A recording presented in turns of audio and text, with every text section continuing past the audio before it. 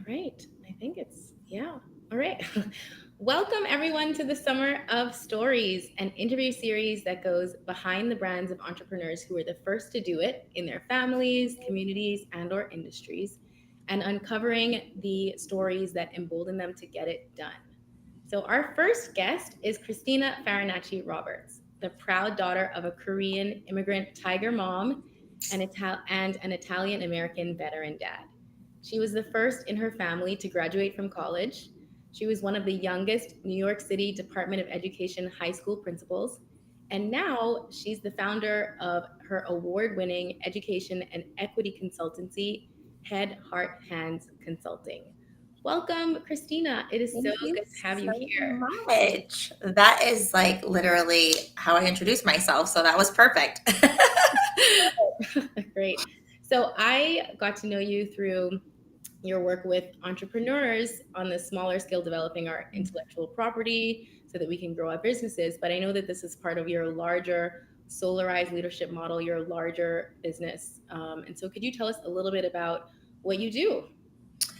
I would love to. Well, I will only be able to do that by first sharing a little bit more. So you gave the background, I am this child of an immigrant and I'm a first generation college grad. And so I set out to be a high school English teacher. I was one of those weirdos who left high school knowing precisely what she wanted to do. I wanted to be a high school English teacher and I wanted to be a high school English teacher in Brooklyn. And it wasn't just enough to be in Brooklyn. It's like I wanted to be in a really high needs community. And so I actually taught in Brownsville. And I never had aspirations to do anything outside of being a teacher. But after about 5 years in the classroom, I just saw that I had bigger visions on what could take place in a school. And I knew that as a teacher, I was limited in my authority to actually have an impact in those areas. So that's the only reason that I kind of started to think about leadership at that level. And I applied to the New York City Leadership Academy, which is how I became one of the youngest New York City high school principals. I was accepted into that program, and that opened the doors to me to become a principal and to lead schools. And I had quite a bit of success. I was a principal for 10 years. And my specialty was basically what they call turnaround situations. So going into a school that had maybe not gotten off on the best foot and helping them to turn it around and to succeed. And so just as I didn't necessarily look for the transition into the principalship, I feel like it almost kind of came to me. The same thing happened with my entrepreneurial journey. So my mom was diagnosed at the beginning stages of Alzheimer's about 7 years ago. It was March of 2017. And at the time, my son was almost 2, and I was just really feeling the crushing pressure of the sandwich generation and, having an aging parent that I felt like I might need to take care of and having this young child. And I'd been hustling and grinding for 10 years as a principal. And so I decided, I was going to take this leap because if I was going to continue to use my experience and my expertise, what could I do? I was like, okay, I'll start a consultancy. So originally, I just worked with principals and superintendents in their equity and excellence for all initiatives, thinking about strategic planning, thinking about data analysis and leadership and professional development. And I had this nice thriving business, right? I actually out-earned my principal salary in the first full year. And for a few years, everything was really, really great. And then the pandemic hit, and literally my business went to zero in a weekend. And so it took about 6 months to pivot and profit, but I partnered with my best friend since second grade, who's a former corporate health and wellness executive. And we wound up starting a pretend podcast that was called The Wild Wild West of Adulting. And I call it a pretend podcast because we never actually put anything on Spotify or Apple Podcasts. We literally just took Zoom videos and uploaded them to a YouTube channel. A YouTube channel that amassed a small but mighty subscribership of 10 people. But one of those people was a global head of people for a global legal services company. She wanted some wellness initiatives, some diversity and equity and inclusion initiatives, and asked if we would partner to pitch something. And that was really the genesis of our joint venture, Wide Dynamic Dialogues. I was like, that's genius. We're going to create this wide framework where we integrate wellness, inclusion, diversity, and equity to promote greater individual and organizational flourishing. So basically, since September of 2020, corporate consulting has been my main revenue generator. I reintegrated the ed consulting in about spring of 2021 because an old mentor principal of mine was looking for some leadership coaches. I joked that that was like my community service, because once you have a middle person, you're kind of getting pennies on the dollar. But it allowed me to, stay in the game, make me feel like I was still contributing. And then the entrepreneurial consulting also was not something I really aspired towards. It was more, again, organically came out of being in virtual entrepreneurial spaces that were focused on women and people of color. And I found that my, experience and expertise as a learning architect in the context of education actually transcended to allow me to help other people think about their, what I call their zones of joy, genius, income, and impact, and figuring out how they can leverage that intellectual capital over their human capital to create more scalable and sustainable businesses. So now I basically have these three buckets of folks that I work with. I have executives in the corporate space, I have educators in schools, and then I have entrepreneurs. And the thread that does pull everything together is the SOULARISE Leadership Model, which is really based on this fundamental principle that, when we marry our personal essence, right, with our professional excellence, we're able to, be whole, do good, have more.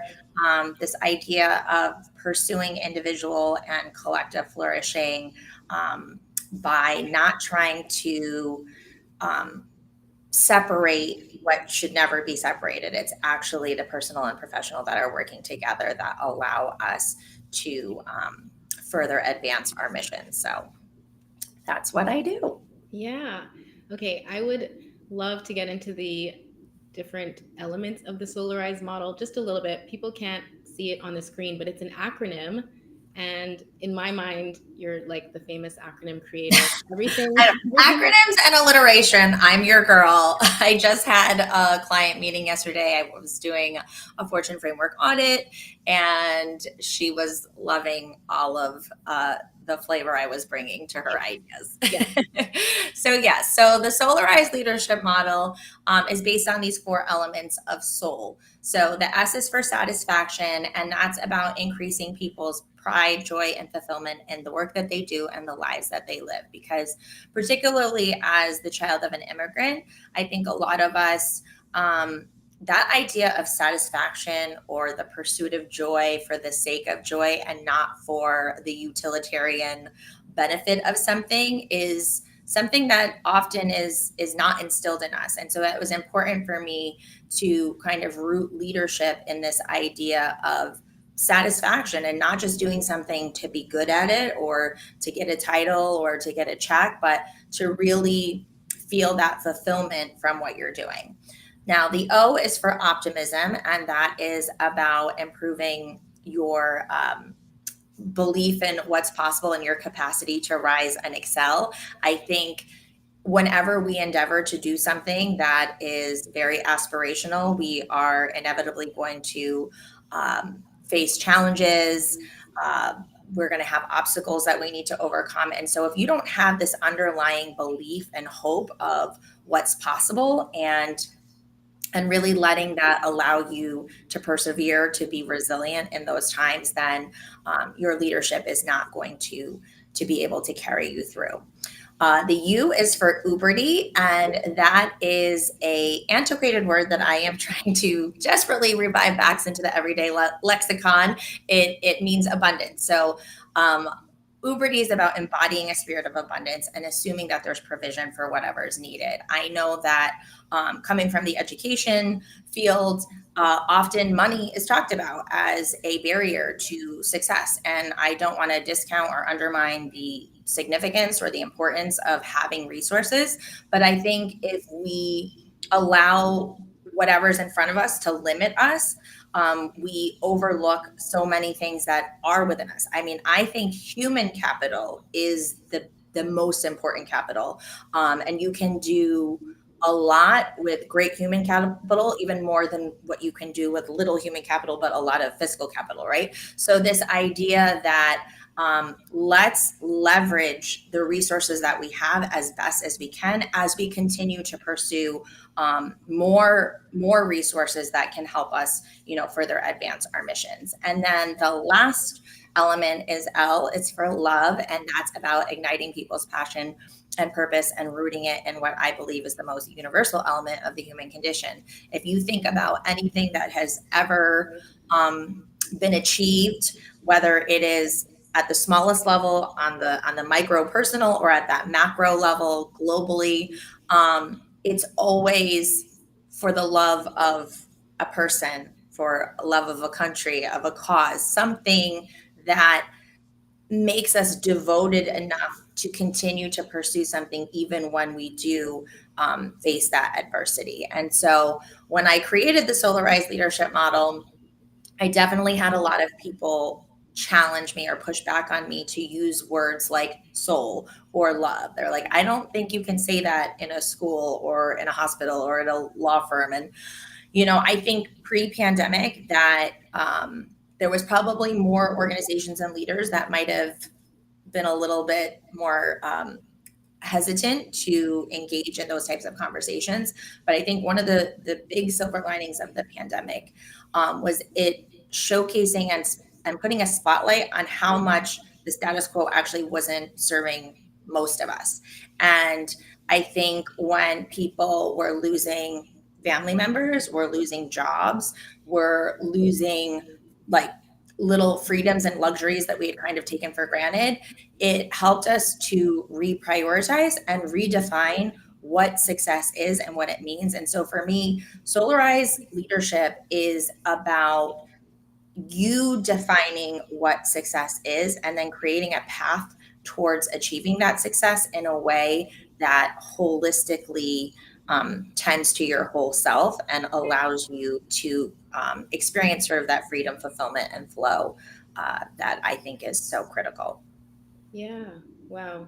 Every element so thought through. And the one that I want to dwell on a little bit more is the first one, the S, because you mentioned satisfaction and how that wasn't necessarily a huge part of your upbringing, at least I'm assuming it's from your Korean mom side. Yeah, yeah. So, can you say a little more about how your background influences the work that you're doing today and the way that you approach your work? Yeah. So, in the last few years, I've actually done a lot more work with like Asian affinity groups and other BIPOC affinity groups at the organizational level. And I think why I get asked to come in is because I am acknowledging what is sort of a collective experience among many of us.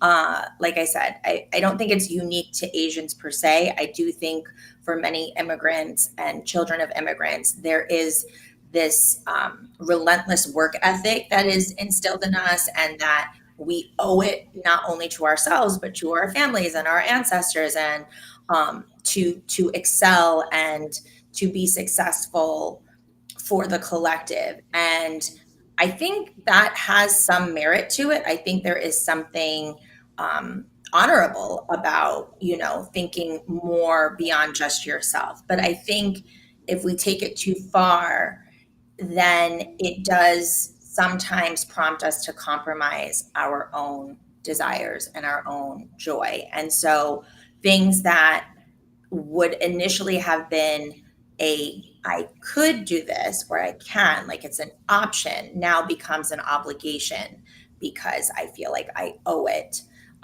to, my parents for making that sacrifice. Like they want me to be a doctor. I actually want to be an artist. Do I waste or squander what they feel like is the opportunity that they gave me? But again, this is where I think it's really important to redefine what success is, and what it means to live in your purpose and what it means to contribute to the world, because there are so many ways that we can live in our purpose, and there's so many ways that we can contribute to things. And one of my like most requested talks is my discover your ikigai, which is this Japanese concept of, you know, your life's purpose, and asking these 4 core questions of what do you love, what are you good at, what can you be paid for, and what does the world need. And I think we sometimes we force ourselves to pick one thing or another, but there's actually lots of ways where we can say yes and does that mean that person who wants to be a doctor doesn't have to be a doctor anymore? No, they could still be a doctor, practice medicine, but maybe they also, you know, do their art as a passion project, or maybe they do leave medicine altogether and they pursue art full time, but they volunteer with Doctors Without Borders once a year, where they can still use that gift or talent they have, but in a different way. So again, it's like you determining and deciding what feels best for me, and also allowing yourself to have seasons, that it's okay. Like even when I work with entrepreneurs and we talk about building their businesses, um, depending on what stage of life you're in and what your own financial situation looks like, I always say, like, the first way you make money doesn't have to be the forever way you make money. And that's the same thing in any other endeavor. So, you know, how you started your career doesn't have to be how you end your career, or a relationship, or any other thing that we can pursue. Yeah. Okay. So when you think about challenges that we all face as we're looking for this ikigai, I guess, I'm curious about challenges that you faced and whether there's been something, a common challenge that you faced being the first in so many different circumstances. Mhm.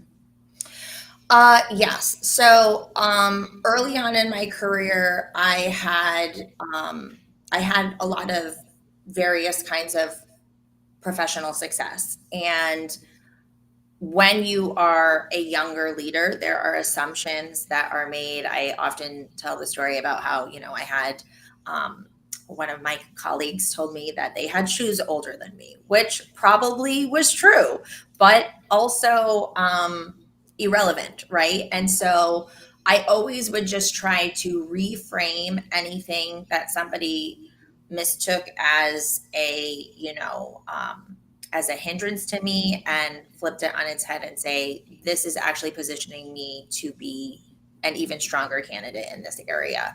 So I think being a younger leader with less lived experience makes me almost immediately more open to having the humility to say that I don't have all the answers, because I don't. And I don't actually need to have all the answers. What I need to do is create a team that has a mix of skills together, that we can look at different problems and be coming from these diverse perspectives, and really leverage those differences to be driving that innovation that we're seeking. And so I think, you know, my age has been an issue. Definitely, I think being a woman at times has been an issue. You know, I have definitely been in male dominated organizations. And while I think that I am great at relationship building and was able to get in with the inner circle as best as was possible for me, there were still sort of gates that were being kept. I think some challenges that I had is I did have before where a opportunity to advance was completely eliminated for me. Like, they didn't even allow me the opportunity to be considered, and that was really a blow for me, because I felt like I had given so much and I was so willing to do the work, and to just not, it'd be one thing to have the opportunity to try and not be picked, but to not even be able to be considered was really hard for me. And but this is where I think my faith comes into play. So I am somebody who, you know, my faith as a Christian really is the bedrock of everything that I do and am. And I remember, you know, praying about the situation, and literally within a week, I got a, a message from somebody on LinkedIn telling me about this other opportunity that was even bigger and better. And it's funny because if you look at my LinkedIn now, I'm pretty active. But at this time, I had no picture. I never wrote any posts. I never commented on anything. Um, it was attached to a Yahoo email, if that tells you anything. No disrespect to anybody who's still probably rocking their Yahoo email, but like it was so random that this person would have found me on the platform and then thought enough of me to reach out, because at that time, yes, I had like the resume on there because I had been to a professional development where they introduced LinkedIn as a platform that we should be on, and so they literally forced us to create the profile in that space, and that's the only reason why I had one. So yeah, I've definitely had instances where, like I said, I was passed over for things that I felt like I was more than qualified for, but I have come to a place where I no longer feel the need to force myself into a space. I think before I thought of myself as just being very determined. But even, too much of a good thing can be problematic, because when you are so determined to do something, that you are, breaking down the door, climbing over the fence, it usually is an indication that you're not actually wanted in that space. So even if you find a way to get and maneuver yourself into this space, the experience is usually not it's not what you want it to be. And so I think it's taken me a little bit of time to learn that lesson, but now I will always be visionary, and I'll always have these ambitions, and I'll always have these goals. But I'm much more open and receptive to what I think is God's sort of co-signing on such endeavors. And when it feels like I am doing my due diligence and something doesn't happen, instead of like barging through like I might have done in the past, I really try to pause and think, okay, have I really done everything that I can do on my end? If the answer is no, then I can do more. But if the answer is yes, then I just pause and I pray on it, and I trust that if it's not happening, I think only one of two things is happening. Either God is shielding me from something that is behind the closed door that I don't want any part of, or he is giving me more time to prepare for this bigger and better opportunity. And while that can, in our heads logically feel sound, in the moment, I don't want to take away from the fact that like it's hard when you feel like you're getting a no on something. But I think again, it's trusting in the process and believing that again, whatever's for you is for you, and your blessings can never bypass you. So that's kind of how I approach it. Yeah. So you mentioned basically reframing whatever happens, like this is a disappointment or this is a challenge, and then how can I basically use this to my advantage? Is that how you continue to work today? Oh, 100%. Like there are no losses. There are only lessons for me. I believe that, you know, again, it's like so cliche, like that idea of it's not the destination, it's the journey. But really, when I do this exercise, I call it my kintsugi exercise. I do it with myself, I do it with my clients. For those of you who are tuning in who aren't familiar with kintsugi, it's a Japanese art form where those bowls that have been broken and then glued back together with the gold glittery glue. Um, I I mean, I consider God kintsugiing my life, but we can even put ourselves in the situation of we can kintsugi our lives. And it's this idea of those experiences we have that we thought were going to break us forever, right? But ultimately, we've survived 100% of our hardest days, right? And so when I go back and actually pinpoint those disappointments, those failures, those mistakes, those um, those obstacles, whatever, there has always been something that could be redeemed or restored or renewed in some way. And like I said, there's no loss there for me because it always led to something else, whether it led to a new understanding, whether it lent itself to a new opportunity, to a new attribute in myself, a new skill set. Like there's always something that has come out of that. And what I love about the Japanese art form kintsugi, right, is that that bowl represents three things. So a kintsugi bowl is actually stronger than a regular bowl that's never been broken because having been broken and re-glued together, it actually makes it more sturdy.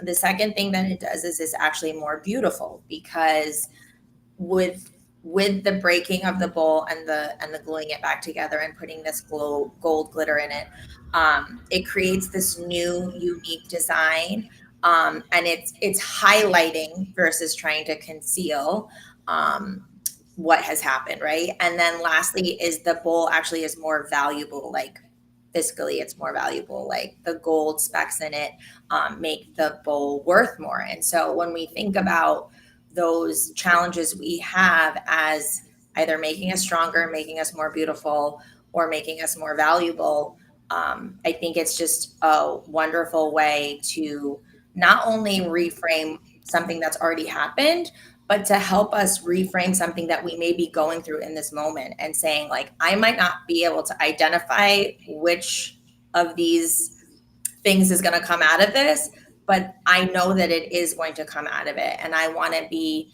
as present and open to it as possible. Yeah. Well, I love that. You said it's either going to be, it's all three. It could Strong, be all three. Yes. Stronger, more more beautiful, more valuable. Yeah. Wow.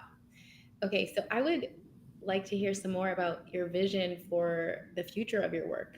You talk about redesigning work and the way that people engage with their work. Can you tell us what maybe particular project you're working on now or the big picture of where you want to go?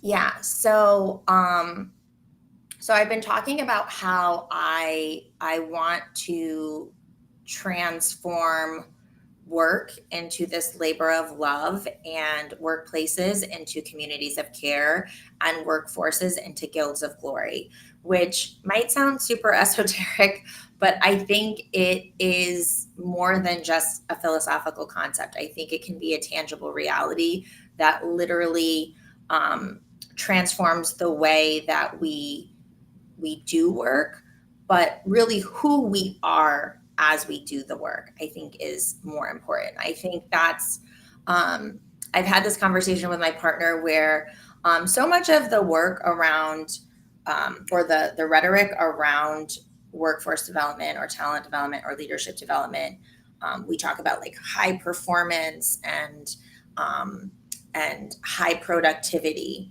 And I I really avoid using that language. I mean, sometimes you have to use the language that exists to start to change it, but I like to talk about excellence and efficacy. So to me, if I think about excellence and I think about how I want to pursue my very best every single day, but it accounts for the humanity in me that sometimes the best that I can give on a day is a 3 out of 10, right? But if I give a 3 out of 3, that's 100%. And so having a commitment to excellence every single day, wherever my capacity allows for that, it's going to, in the end, it will even itself out. So it's okay if I have 10, 10, 8, 8, 7, 3, 10, 9, 9, 8, because those are as much as I can give on any of those given days. That consistency to the excellence is better than pushing myself to be 10, 10, 10, and then having to be 1, 1, 1, 1, 1, 1, 1 back up to, because I'm forcing myself to do something that is just not possible in the long run. And so, again, that commitment to excellence ultimately does lead to high performance, but it is the means rather than the end, I think. And then the efficacy is about So I feel like that pursuit of excellence is almost more on the individual, where it's like, I want to pursue excellence, and so it's on me to put in that work.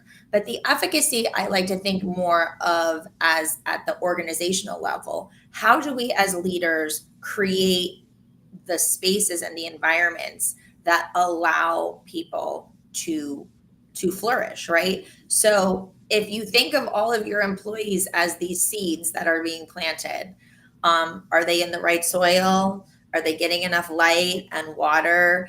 Are we pruning things for them that will allow them to grow? And so, efficacy, when you set up your environment for your employees to have that efficacy, again, the natural byproduct is higher productivity because they're better positioned to do what they are set out to do. So that is something philosophically that I'm trying to bring into the workplace, and to do that in very tangible ways. So, we talk about in the Ascend framework, we talk about enlighten the head, engage the heart, and empower the hands. And it's this idea that, everybody as leaders and as an organization as a whole, we are a combination of head, heart, hands, but we tend to have default modes. And so, again, if you're a head person, you're very much like data theory, research, stats, numbers. That's you're very analytical in your approach to the work. If you're a heart person, it's not that you don't do those things or can't do those things or won't do those things, but that's not what drives you. So heart-centered people are more thinking about what is it? How does this connect to my personal mission and vision, and how does this improve our team dynamic, and how does this help us to have a collective impact on a broader mission and vision. Whereas a hands person is more focused on the actual tactical of like, how do we shift from theory to practice and actually do the work and implement those initiatives. And so what I want to be doing with my SOULARISE leadership model is creating this ecosystem and making sure that at every level these things are happening, and we have that strategy and culture and operations working together in a very synergistic way. And we can do that through things like leadership development programs. We can do this through our policies and practices. This can be embedded into the strategic planning that we're doing. And in terms of like specific projects that I have, so I have been told for many years now at this point that I need to like put pen to paper and start writing a book. So I actually have started to draft the book, which is really exciting. I had been talking to, I had actually considered going into a program and was kind of pleasantly surprised and delighted that the person I was talking to was like, I actually don't know that you need this particular program. She was like, you are light years ahead of the normal person that we have in the program, which is kind of thinking through the idea or concept. She's like, you have a full, like, you literally have a book right now. You just have to sit there and write it. And so that's what I'm doing. I am actually doing the writing. I do have a smaller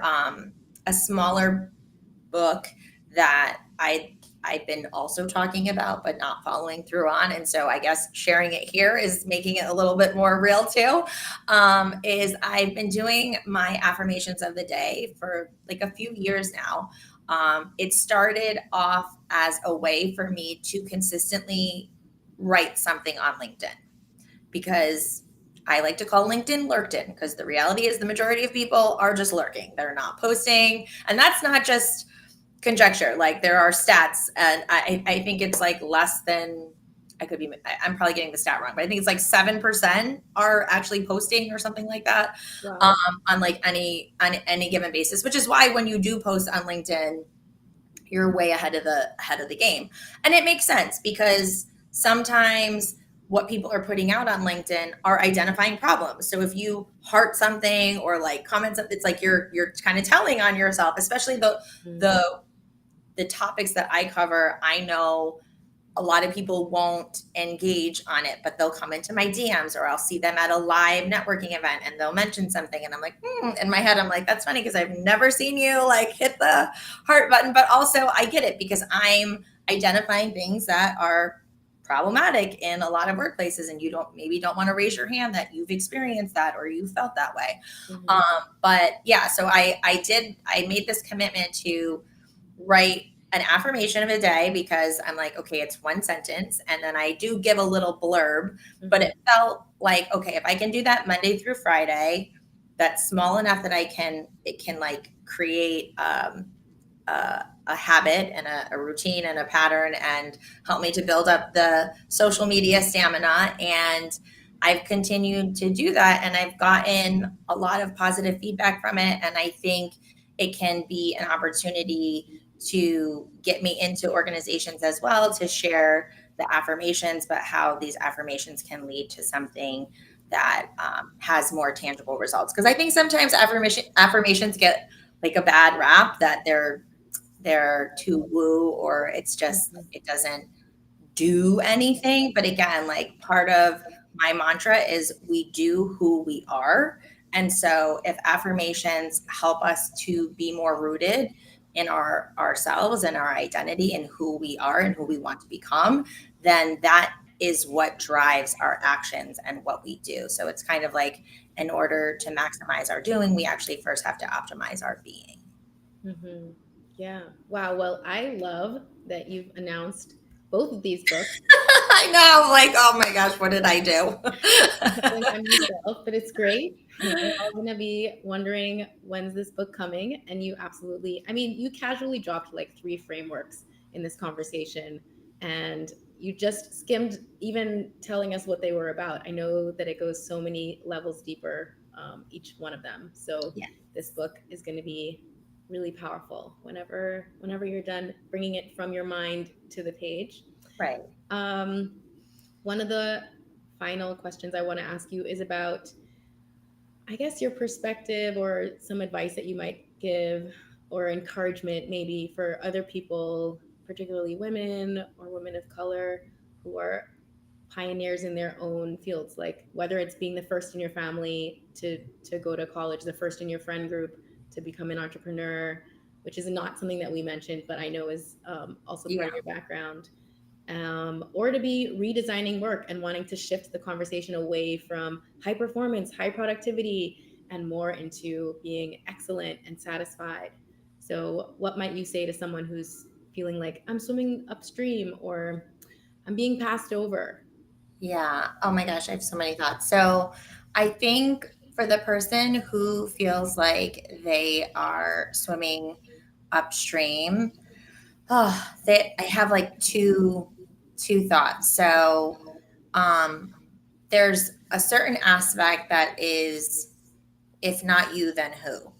Right? Like, I very much feel like when you have a desire, it's already been placed in your heart from something outside of yourself, and that, God or the universe is conspiring to have you bring that into fruition.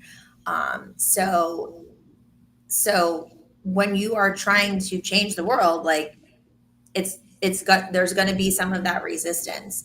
um and I think, though, at the same time, i don't want to I don't want to what's the word I'm looking for? I don't want to promote this idea of suffering for the sake of suffering, or suffering being like a badge of honor, because I've definitely, I think, fallen victim to that martyrhood chasing. And so, just trying to discern a distinction between something being challenging versus you maybe not being in alignment with the thing that you're actually supposed to be doing, and doing that check again of, am I doing what is actually my calling, or am I doing the thing that I think somebody else told me my calling should be?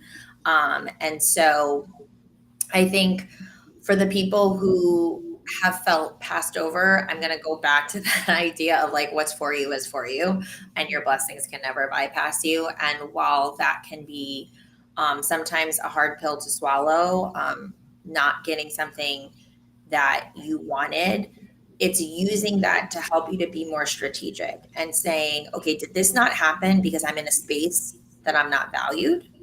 Well, if that's the case, then maybe I need to be in a new space.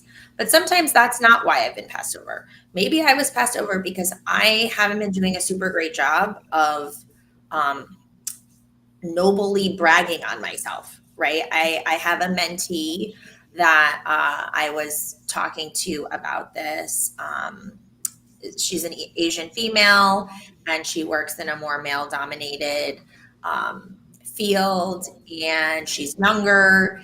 And, I was helping her to think through at her next evaluation how she can use that evaluation not as simply a time for feedback to be given to her from her superior, but an opportunity for her to convey to her supervisor, what her goals are, what her strengths are, what her aspirations are, feedback on what she thinks could make the org be better as a whole, that are even outside of things just for herself. And so I think understanding why, the source of why you're being passed over, helps to identify the next steps you can take to no longer be passed over, if that makes sense. Yeah, those are two really helpful pieces of advice and encouragement. And I just realized that in the last question the previous question you asked me about like what upcoming projects and stuff. So I focused a lot around SOULARISE, and this is a part of SOULARISE, but I also wanted to share that with my best friend and our partnership, our joint venture, Wide Dynamic Dialogues, we do three sort of major areas that we work with, right? So we work on creating cultures of inclusivity. Second pillar, I would say, is centering workforce well-being. And then the third one is what we call swag and soul women's leadership development. And that is a pillar that we have not leaned into as much in the past. And we kind of said in 2024, this is an area that we want to dig deeper into and lean more into. So swag and soul women's leadership development takes elements from my SOULARISE leadership model, along with, she has a whole thing around swagger. So when you bring our two pieces together, it is swag and soul.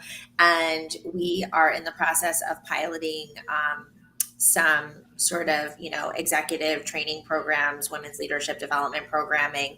And so I wanted to make sure that I shared that today too, because if there are people who are listening who are looking to either create a women's leadership development program in their organization, or have us plug into existing frameworks, we would love that opportunity. Yeah, that's perfect that you shared that, because I was just going to ask, if people wanted to connect with you now, how might they be able to do that? What are some opportunities? So if there's any other Yes. opportunities. So yes, I have a few things coming up. So one of the jokes that I always make is that, the majority of my business is in the B2B space. I'm working with, corporations or schools. But the entrepreneurial side, it's my B2C space. And I'm definitely very negligent with the nurturing of that side of my business. It tends to just be either word of mouth, or I'm definitely not as consistent with my posting for those things. So I'm trying to be a little bit better with that. And I have some Q3 goals. So one of the things that has been sort of a step one for a lot of people is my Fortune framework, from reverie to revenue 5-day challenge. When I started it a few years back, I ran it live 3 times, and then I created the evergreen digital version. And every once in a while, I will do a live version again. So I am going to be running a live version of that later this month. I believe it's the 15th through the 19th. Hopefully I am remembering that right. But you can definitely find that on my Instagram, which is Grace, Grit, and Glory. I will also be talking about it on LinkedIn, so you can always DM me on LinkedIn. And then from there, that to me is going to be opening up opportunities for my Fortune Framework from Reverie to Revenue Mastermind. I'm going to do a fall cohort that will start in September, but I'm doing things a little bit differently. So usually with the mastermind, I have a certain amount of weeks that we go over different content, and we're doing it in a very collective way. And this time I actually want to do VIP days with each of the mastermind participants in advance of the cohort starting. And then the time we have together is more of like almost like a mini incubator where we'll be doing the do, if you will, instead of building it. So it's like there'll be some building that happens before, and it can continue to get built during the mastermind itself. But that I would say are the two major things on the B2C side. And then again, B2B, I would say anything with SOULARISE Leadership or Swag and Soul, women's leadership development, and just wide dynamic dialogues in general, like for any organization that is looking to do a needs assessment or to have a workforce well-being campaign. These are all things that we would love to partner with different leaders on. Yeah, that all sounds so great. And we've talked a lot about work, but I also just want a quick shout out into other ways that you balance your life, enjoy your life. I know you are a huge CrossFit person. Selfies of yourself. I know.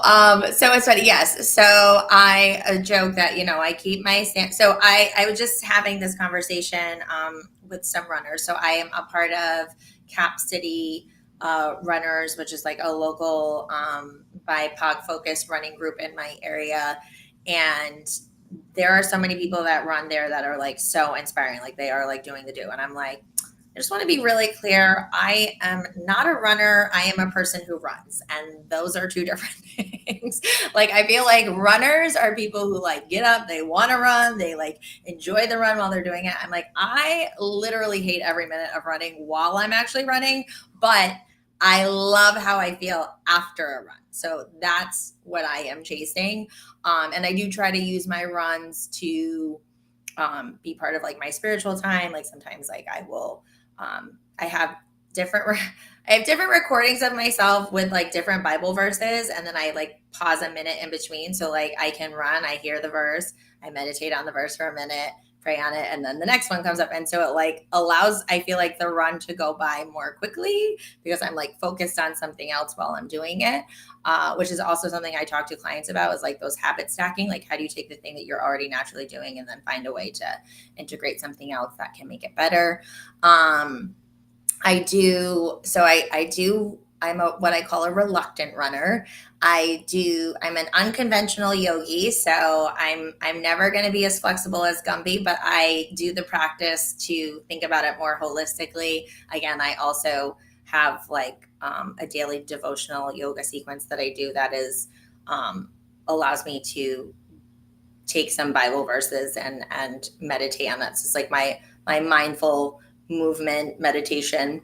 And I do the CrossFit. I did leave my CrossFit gym, not because I don't love the gym and the people and everything, but in the season of life that I was in, I could not get there at the specific times, and it's a little bit further.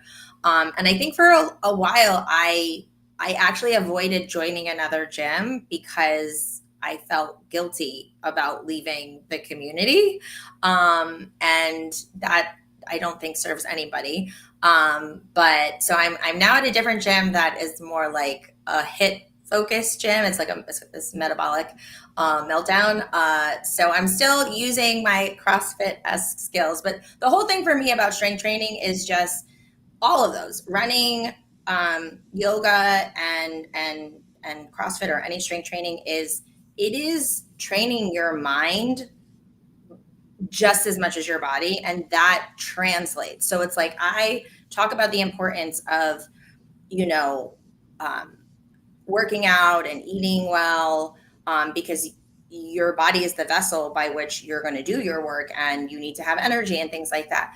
But for me, even beyond that, it is like when you have pushed yourself beyond what you thought was capable for yourself in a physical way, you can translate that to so many other areas of your life. So I do that. But I think the number one thing that I do is karaoke. That is really my, I don't know if you want to call it a vice. Like I always joke, I'm like, some people drink, some people smoke, some people do drugs. I karaoke. Like that is my thing. It's It's super. cathartic. I love doing it with people, but I mean, like I might, right after we're done with this, I might have a session today. Like love, I just love doing karaoke. Like it's just so much fun. You can like pick the genre that you want. Like if you want to feel emo and just like have all the feels, you can do that. If you want to get, hyped up, you can have a different set of types of songs that you're singing. So those are the ways that I try to, or even internal dance parties. That's another one. I love all things old school hip hop, 90s hip hop, and old school dance hall reggae. That's my jam. Oh my gosh. Well, it's been a pleasure talking to you and learning more about the story, yeah, behind the work that I see you doing day in and day out, like building your amazing business. So thank you so much for your time. And Well, thanks for allowing me to be your first. my first, yes, it was amazing. So I don't know if you have any last words that you want to leave with our audience. I mean, I love that you're doing the Summer of Stories. I think it's a beautiful metaphor for just remembering, like, our stories are still being written and we get to author them. Or, I mean, I like to say I'm co authoring because I do feel like God has to be a part of it. But I hope that as you continue with the series and people listen, um, they can have things resonate. But I also hope that they won't, your listeners or your viewers won't find themselves being victims of comparison, Yeah. because that's the thing. Like each of our stories are our stories, and my story is going to be different than somebody else's story. It's not a better story, it's not a worse story, it's just a different story. And kind of like eat the fruit, spit out the seeds. Like don't allow something to make you question or feel less than. I think only feel inspired by the stories. Try to hang on to the pieces that show, what's possible, how things can turn around, how things can be transformed. But I hope they ultimately feel really empowered by hearing all of your guests talk about their stories. Yeah, thank you for saying that. That is so true and definitely my intention behind this. And I hope what people will also be able to see. So you went first. Thank you for your first example. Is how our stories, like the personal parts of our stories, really do infuse themselves into our work. The way that you design your frameworks, the way that you are able to relate to your clients and are asked to partner with certain organizations, and the way that you then use your body with your work. All of that is, it's not separate from Mhm. from your vision. It's not separate from your story. It's all one thing, and it's part of what you're building. So that's what I also want people to take away is, yes, be inspired and see how, even if you can't see it, like you were mentioning, you're co-authoring with God.